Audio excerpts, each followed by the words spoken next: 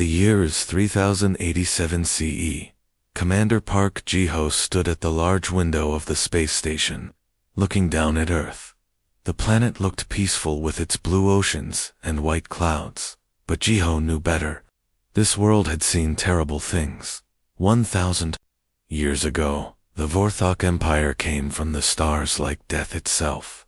Their ships were made of some kind of crystal that sparkled in the darkness of space. These ships brought destruction to every human city. In just a few days, the aliens conquered Earth and all human colonies. For 50 long years, humans worked as slaves, digging dangerous metals from poisoned ground, while the Vorthok took everything valuable from their world. But the aliens made one big mistake. They let some humans live.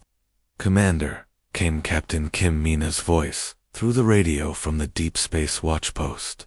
"We are seeing strange movements in space, at the edge of our solar system. The computer says these signals match the old Vorthok ship patterns from our records." Ji-ho felt his mouth form a cold smile. Any Vorthok who saw that expression would have run in terror, but they thought humans were still the same broken people. They remembered. "Tell all our stations to get ready. Operation Homecoming starts now." The 1,000 years after the Vorthok left had not been wasted. Humans had changed in ways the aliens could never imagine. Deep under Earth's surface, huge factories worked day and night. These underground cities built warships that mixed human cleverness with stolen alien technology. The new ships were faster and stronger than anything the galaxy had ever seen. The humans themselves had also changed. Scientists had found ways to make people better. Now human soldiers had bones that were harder than steel, and muscles that could move faster than the eye could follow.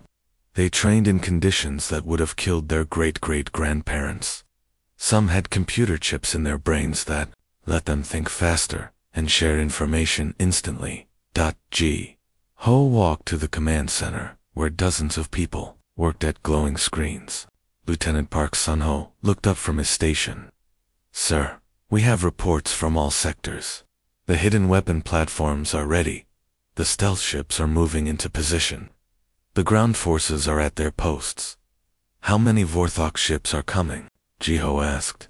"Our best guess is about 200 vessels, Commander. Same crystal design as the old records show. They seem to be moving in the same attack formation they used 1,000 years ago." Ji-ho nodded. The aliens were making another mistake. They thought humans would fight the same way their ancestors had. They expected to find primitive weapons and frightened people hiding in simple shelters. Instead, they would find a fortress. Captain Kim Mina's voice came through the speakers again. "Commander, the Vorthok fleet is getting closer. They are scanning our inner planets, probably looking for our cities and military bases." "Let them look," Ji-ho said calmly. "They won't find what they expect." Around Earth and its moon, hundreds of weapon stations waited in silence. They were painted black and hidden behind special fields that made them invisible to most sensors. Each platform carried guns that could destroy a city and missiles that could crack a moon in half, far from Earth. Sleek human warships drifted in the darkness between planets. These ships were nothing like the clumsy metal boxes humans had built. In the old days, the new vessels were smooth and deadly, covered in armor that could survive the heat of a star's core. Their engines could push them to incredible speeds, and their weapons were powered by the same forces that made the sun shine. "Sir," said Sergeant Cho Yujin from the communications desk, "we are getting reports from the Mars colonies and the asteroid mining stations. All human settlements are ready for battle. The evacuation of non-essential personnel to the deep shelters is complete." Ji-ho looked at the big screen that showed the positions of every human and alien ship in the solar system. Red dots marked the approaching Vorthok fleet, while blue dots showed human forces. There were far more blue dots than red ones, but they were hidden and waiting. "Open a channel to all human forces," Ji-ho ordered. When the communication link was ready, Ji-ho spoke, in a voice that carried to every human ship, station, and colony in the solar system. This is Commander Park, Jiho, of Earth Defense Command. 1,000 years ago, the Vorthok came to our worlds and brought death and slavery. They thought they had broken us forever. They were wrong. He paused, looking out at the stars where the enemy fleet was approaching. Today, they return expecting to find the same weak humans they left behind. Instead, they will find that we have spent every day of the last 1,000 years preparing for this moment. We have built weapons they cannot imagine. We have made ourselves stronger than they thought possible. We have turned our entire solar system into a trap. The command center was completely quiet as everyone listened. The Vorthok taught us what it means to hate. Today, we teach them what it means to face humanity's fury. All stations, prepare to engage. Show them what a millennium of anger can create. The trap was set. The prey had become the predator, and the hunters were coming home. Admiral Lee stood on the bridge of the largest warship humanity had ever built. The Soul's Vengeance was more than just a ship. It was a floating city of destruction. Its outer shell was made from special metals that could survive being thrown into the sun without melting. The weapons on this ship could turn solid matter into pure energy with the push of a button. "Sir, the Vorthok ships are coming out of hyperspace now," said Lieutenant Choi Yuna, her eyes fixed on the glowing computer screens. Count 130 enemy ships of different sizes. Li Hyun looked at the main viewing screen and felt his heart skip a beat.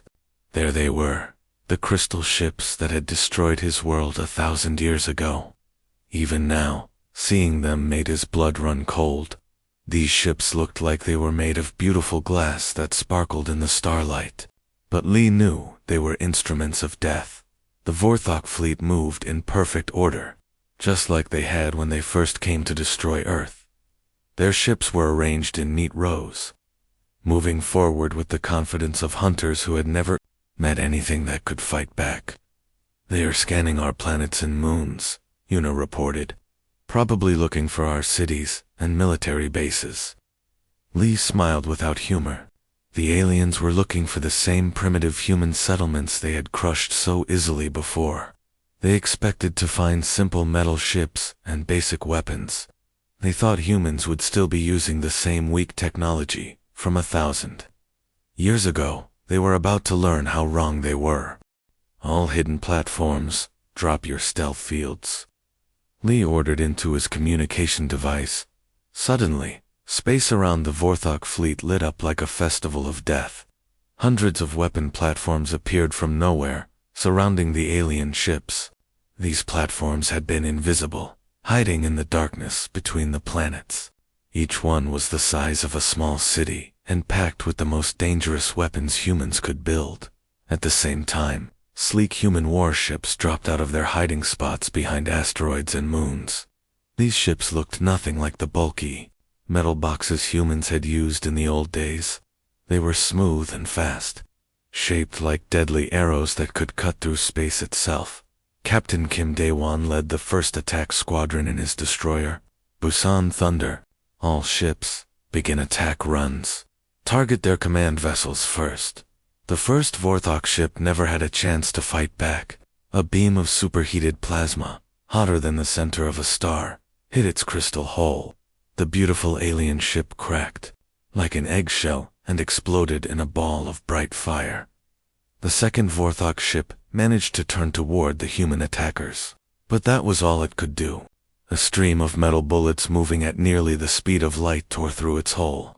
The ship broke apart into thousands of glittering pieces that scattered across space. On the bridge of Soul's Vengeance, Lee watched his tactical display as red dots representing enemy ships began disappearing one by one. Each red dot that vanished meant another Vorthok ship had been destroyed. The human forces were working like a well-oiled machine, picking off alien vessels with cold efficiency. "Sir, the enemy is trying to form a defensive circle," reported Lieutenant Park Junho from the weapons station. "They are attempting to return. Fire. Let them try," Lee said calmly. "Their weapons are 1,000 years out of date." The Vorthok ships began firing their energy beams at the human attackers.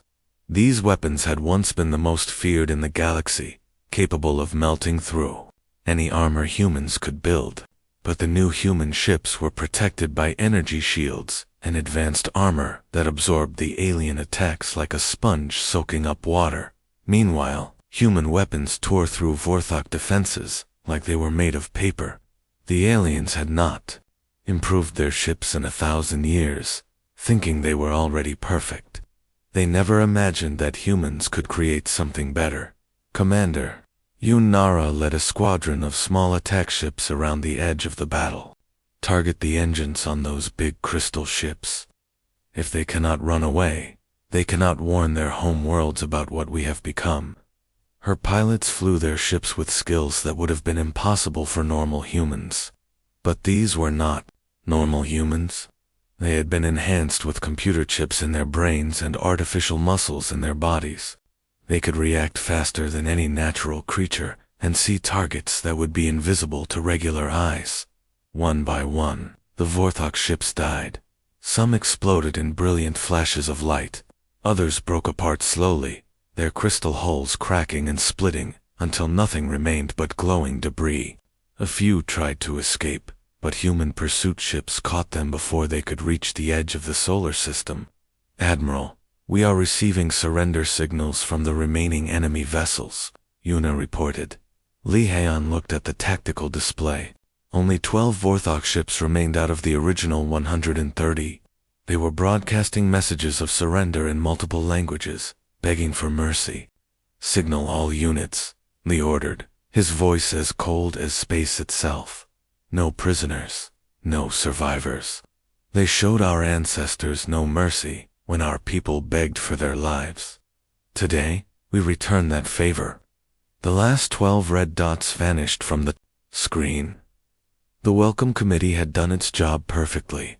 Major Kong Doyen moved through the broken streets of what used to be Berlin. The city had a new name now, New Fortress, and it lived up to that name.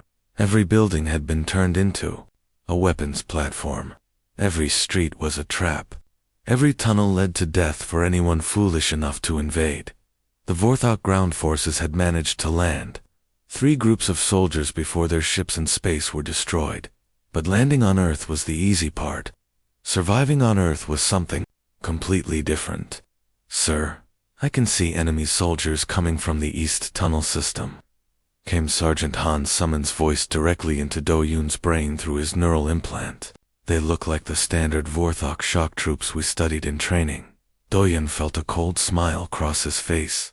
The aliens still thought of humans as the weak, soft creatures they had enslaved 1,000 years ago. They had no idea what humans had become during those long years of preparation. The Vorthok soldiers appeared around the corner of a ruined building, moving in perfect formation just like their training manuals taught them. They held their energy weapons ready, the familiar high-pitched whine of charging power cells filling the air.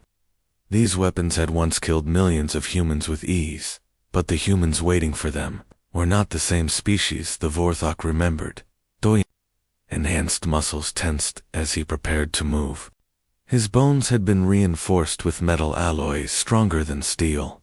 His reflexes had been improved with computer chips that made his brain work faster than any natural human could think. His eyes could see in complete darkness and track targets, moving at incredible speeds. The first Vorthok soldier raised his weapon to fire at what looked like an empty street, but the humans were already moving. Private Oh Min-jae was only 20 years old, but he had been enhanced from the day he was born. His parents had volunteered him for the military enhancement program, knowing that one day the aliens would return. As the Vorthok soldier fired a bolt of superheated plasma at his chest, Min-jae did something impossible. He caught it. His enhanced reflexes and reinforced hands grabbed the energy bolt like it was a physical object. Then, with a movement too fast for the alien's eyes to follow, he threw it back. The plasma beam struck the Vorthok soldier's crystalline armor, which cracked and shattered like glass hit with a hammer. The other Vorthok soldiers stared in shock. Their weapons were supposed to be unstoppable. Nothing should have been able to catch and redirect their energy beams. But these humans were doing things that defied everything they knew about biology and physics. Corporal Lee Jinwoo launched himself from a third-story window, his enhanced legs allowing him to jump distances that would have killed a normal person. He landed on a Vorthok soldier with enough force to crush the alien's armor and bones. Before the other enemies could react, he was already moving to his next target. "They are retreating back into the tunnel system," reported Sergeant Han Soman. Her cybernetic eyes could see through smoke and darkness, tracking the fleeing aliens as they ran for cover. "Should we pursue them?" "No need to chase them," Doyen replied calmly. "Every tunnel on this planet leads to a kill zone. Every hiding place is monitored. They wanted to conquer our world. Now they get to die in it, one room at a time." The Vorthok soldiers ran through the underground passages, thinking they could escape the impossible humans on the surface. But the tunnels were not safe havens. They were death traps that had been carefully designed over hundreds of years. Automated gun turrets tracked their movement through the darkness. Poison gas began seeping from hidden vents in the walls. Explosive charges planted in the tunnel floors waited for the right moment to detonate. The aliens found themselves in a maze where every turn led to destruction. Lieutenant Park Si-yoon monitored the enemy movements from her command post deep underground. Her enhanced brain could process information from thousands of sensors throughout the city at once. "Sir, the aliens in Tunnel Complex 7 are requesting surrender. They are broadcasting on all frequencies, asking for mercy." "Mercy?" Doyan laughed, but there was no humor in the sound. "Did they show mercy to our great-grandparents when they begged for their lives? Did they show mercy to the children they worked to death in their mines?" The answer was no, and everyone knew it. Private Kim Young-ho appeared on a rooftop overlooking the main alien force.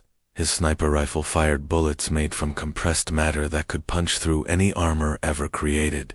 Each shot found its target with perfect accuracy, guided by targeting systems built into his enhanced eyes. The Vorthok soldiers tried to take cover behind the ruins of buildings, but there was no real cover on Earth anymore. The planet itself had become a weapon. Buildings collapsed on command, burying aliens alive. Streets opened up to reveal hidden pits filled with spikes. Even the air itself could become poisonous at the push of a button. As the last Vorthok soldier fell, Doyen looked out over the battlefield. The aliens had returned expecting to find the same broken humans they had left behind. Instead, they had found creatures that made their worst nightmares look like pleasant dreams. The hunters had become the hunted, and Earth was their grave. Dr. Limhound had not slept in 3 days. She worked without stopping in her laboratory, on the research ship Inshin Rising, studying pieces of destroyed Vorthok ships and alien bodies. Her enhanced brain could process information faster than any computer. But what she found in the alien DNA made her hands shake with excitement and fear. "Admiral, I need to speak with you right now," she said into her communication device, her voice urgent. "What I have discovered changes everything we thought we knew about the invasion."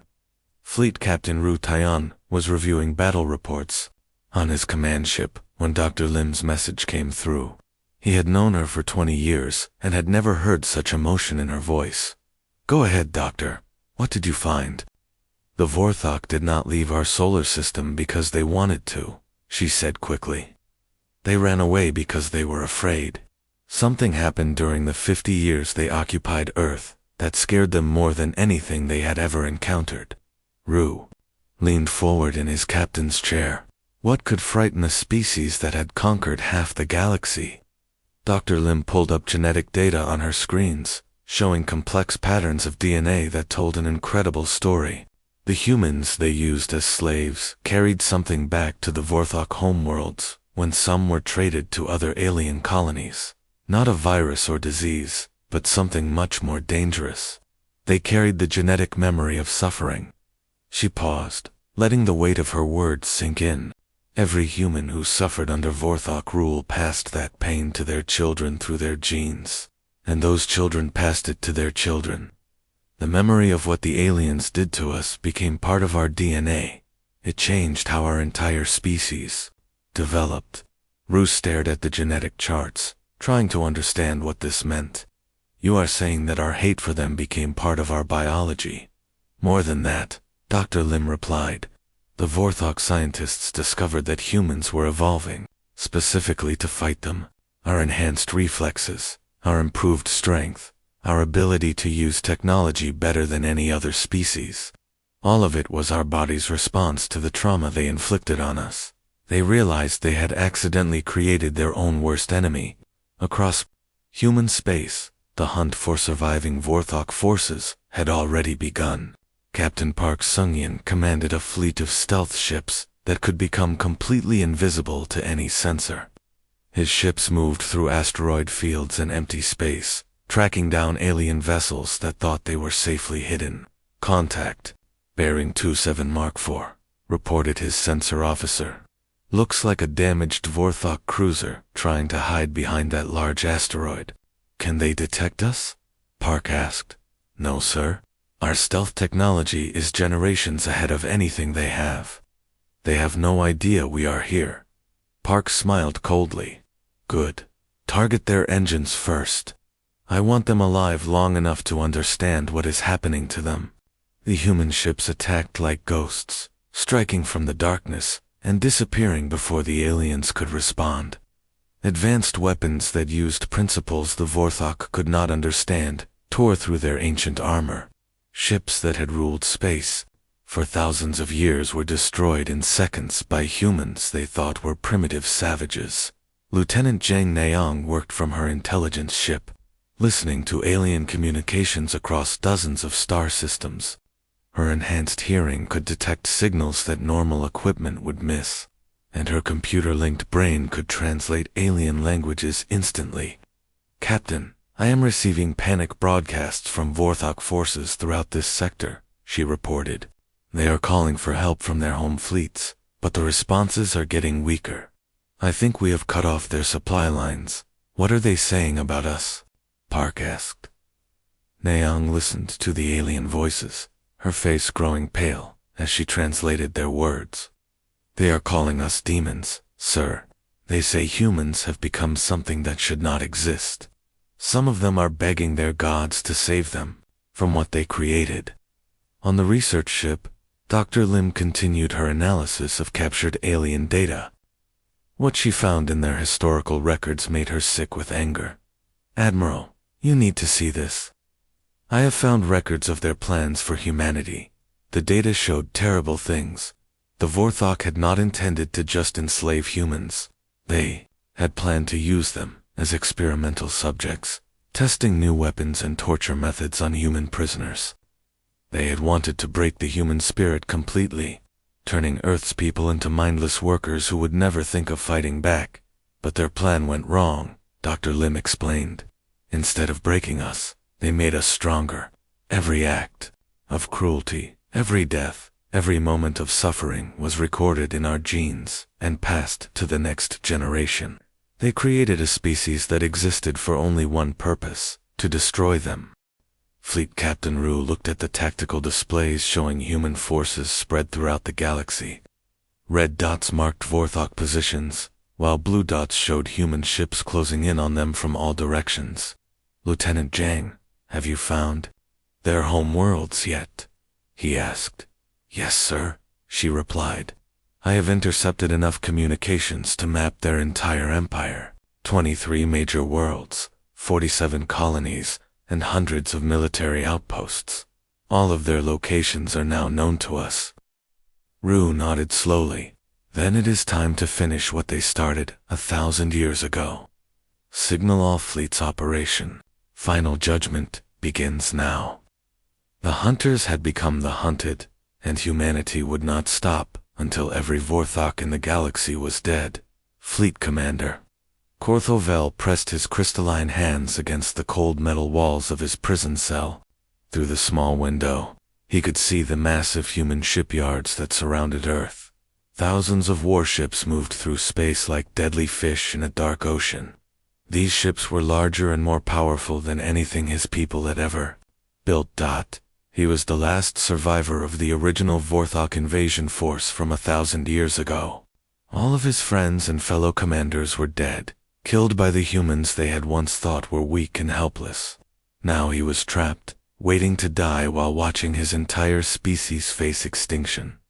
Admiral Bei Jiwan stood on the bridge of her flagship, the Busan Eternal. The ship was so large that entire cities could fit inside its hull. Through the massive viewing window, she watched as the final Vorthok vessel in Earth's solar system exploded in a ball of bright fire. Behind her, dozens of holographic displays showed the positions of human fleets throughout the galaxy. Each glowing dot represented hundreds of warships heading toward different Vorthok worlds. The aliens had spread their empire across many star systems, thinking that distance would protect them. They were wrong. Admiral, Operation Millennium is going exactly as we planned, reported Captain Nam Young-ho from his station. Strike Fleet 7 has reached the main Vorthok homeworlds. The aliens are sending surrender messages on all frequencies. Admiral Bei did not even pause to think about her answer. No surrender accepted. Tell our fleets to proceed with total extermination. The Vorthok showed no mercy to our ancestors when they begged for their lives. Our children will not grow up in a galaxy where these creatures still exist. Captain Nam nodded and began sending the orders to the human fleets scattered across space. Each fleet commander received the same message. No prisoners, no mercy, no survivors. On the distant Vorthok homeworld of Kethmoran, human ships appeared in the sky like falling stars. The crystalline cities that had stood for millions of years looked up at their doom. Admiral Park In-wan commanded the attack fleet from his dreadnought Soul's Thunder. Begin planetary bombardment, he ordered calmly. Use the Starkiller weapons. I want nothing left alive on this world. The human weapons were beyond anything the galaxy had ever seen. They could make stars explode, crack planets in half, and turn entire solar systems into clouds of burning gas. The technology came from 1,000 years of focused research, driven by one simple goal: the complete destruction of the Vorthok Empire. The first planet died in minutes. Weapons that drew power from the fabric of space itself tore through the planet's crust and core. The world that had been the center of Vorthok civilization for thousands of years became nothing but scattered rocks floating in space. On another world, the aliens tried to hide in deep underground bunkers, but human weapons could reach anywhere. Special bombs that existed in multiple dimensions at once passed through solid rock like it was empty air. There was no place to hide from humanity's revenge. Fleet Commander Quatovel watched the destruction through his prison cell window. His enhanced crystalline eyes could see across vast distances, and what he saw broke his spirit completely. Every Vorthok world was burning. Every ship was destroyed. Every colony was wiped from existence. Why? He whispered to himself. We only wanted to expand our empire. We never meant to create monsters. Director Ko Hun-woo, Earth's chief military planner, sat in his office deep beneath the planet's surface. He had spent his entire life preparing for this day. Now, as reports came in from human fleets across the galaxy, he prepared to send one final message to any surviving Vorthok who might be listening. This is Director Ko Hin-woo of the Terran Defense Command. Speaking to any Vorthok survivors who can hear this transmission, he said into the communication device. His voice was calm but filled with cold hatred that had been building for 1,000 years. You came to our world, seeking to break the human spirit. Congratulations, you succeeded. You broke us so completely that we became something entirely new. Something you cannot understand, cannot fight, and cannot escape. He paused, looking at the reports of planetary destruction that covered his desk.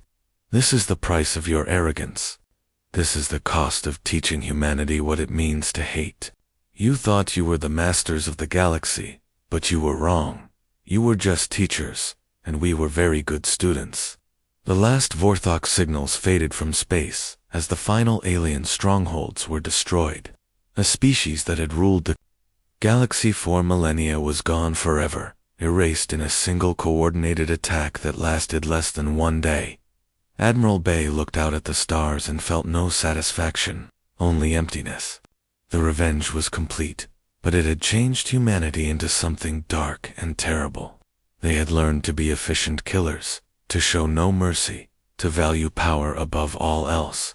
What do we do now? Captain Nam asked quietly. Bay thought about the question.